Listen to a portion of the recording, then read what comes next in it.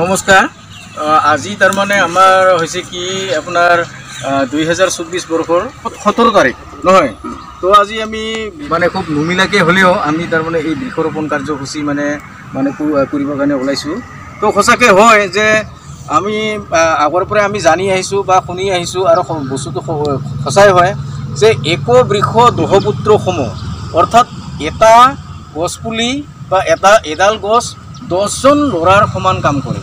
তো গতিকে আজি আমি যি মহৎ কাম কৰিব ওলাইছোঁ, আমি আশা কৰোঁ ভগৱানে হয়তো এই গছপুলি এই তিনিটাক হয়তো লপে ডাঙৰ দীঘল কৰি দিয়ে ভগৱানে, আৰু লগতে আমিও চোৱা চিতা কৰাৰ কাৰণে যত্ন কৰিম।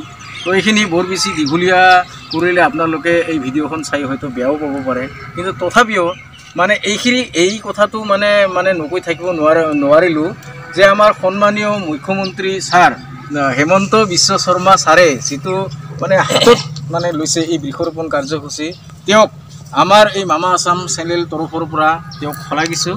তো বৰ বিশেষ নকওঁ, কাৰণ কিয় আপোনালোকে সকলোৱে জানে যে মই ইয়াৰ আগতে যিবিলাক কথা মানে উনুকিয়ালোঁ সকলোৱে জানে। তো আৰু লগতে এই ৰমাকান্ত ৰাভা ছাৰে আগত এডাল ৰুইছিল, আকৌ আজি এইটো কিন্তু বৰ ভাল কথা যে আমাৰ ৰমাকান্ত দাই বোলে আগতে এডাল গছ ৰুইছিলে, কিন্তু তেখেতে আকৌ আজি আমাৰ লগত সহযোগ কৰাৰ কাৰণে আহিছে আৰু নতুনকৈ আৰু তাৰমানে দুডাল হ'ল। খুব ভাল কথা এইখিনিয়ে। Thank U.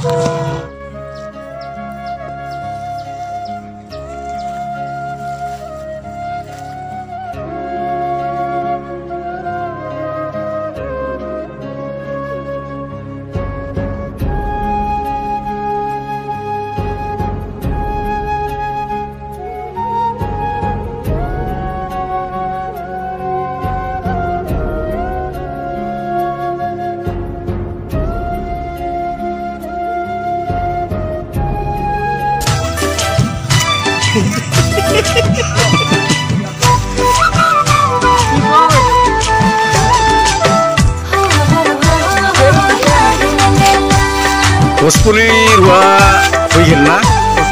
কেনেকুৱা লাগিল? ভাল লাগিল, ভালে লাগিল।